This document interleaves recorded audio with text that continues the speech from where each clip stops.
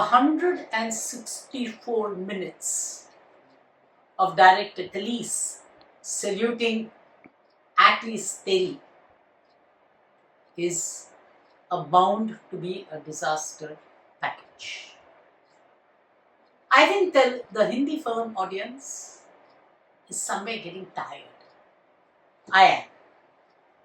It is preposterous to believe that a filmmaker of Khalees' standard has something for 164 minutes to keep the audience engaged and keep them absorbed in a story of vendetta, violence, killing, rape, and what have you. How long, how many times ad nauseam are we going to repeat these kind of blood-soaking cinema? Is a matter of conjecture. It is, from my point of view, redeeming that the film has not made as much news at the box office, but unfortunately, it also entails a flop in the name of an extremely competent Varun Dhawan. Film 164 minutes for those meaningless twists, those meaningless turns, those present to past, past to present stories, the vengeance, the vendetta saga. Story very simple. You have a police guy who takes on the bad guys, has to pay the price for it. His wife is killed. He takes his daughter, goes away, far away from mainstream to Kerala. But the villain is not satiated. He searches, finds him, and the saga continues till the Superman, super cop, finishes the villain in as gruesome a manner as the villain has been acting. This is some text.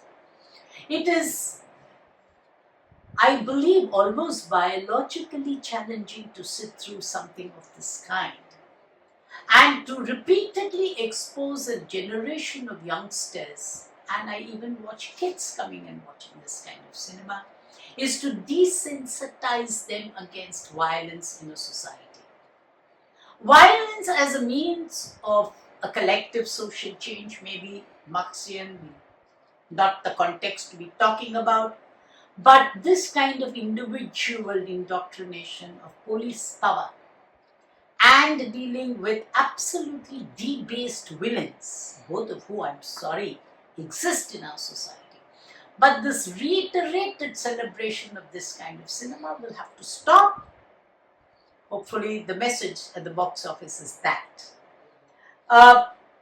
I don't think I need to talk about anybody's performance in the movie. Everyone is paperboard. They're all cut to size. They're all made to mouth dialogues that you would see. Jackie Shroff is pathetic, with a lot of mascara in his eyes. If he thinks that's the way he's going to look villainous, somebody needs to knock some sense into his head and tell him, no, that's not the way you do it. He's hardly the villain. He still is the hero of Subhash Ghai's hero.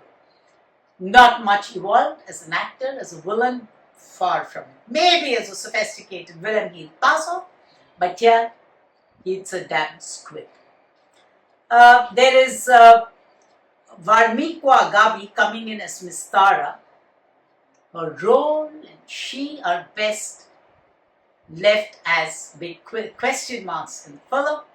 She's completely lost.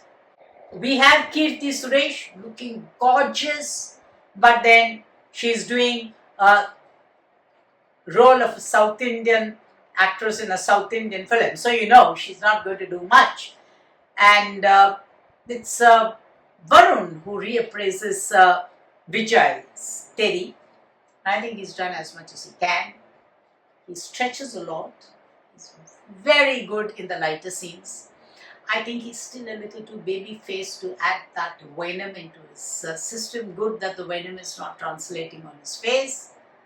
That shortcoming probably is a strength.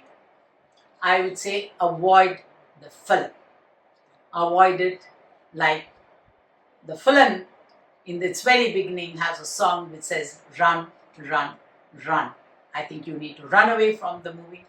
The only redeeming factor is somewhere in the backdrop, some 1 minute in the movie, there is Salil Chaudhary's Suhana Safar or Ye Mausam Haseen. So far as Baby John is concerned, it is neither Suhana Safar nor Mausam Haseen. It's a terrible film. The only thing worth talking about are the lovely locations in Kerala and, of course, a hard task by Varun Dhawan. Acknowledging and thanking both Abhinav and Datu, sign off. Bye-bye.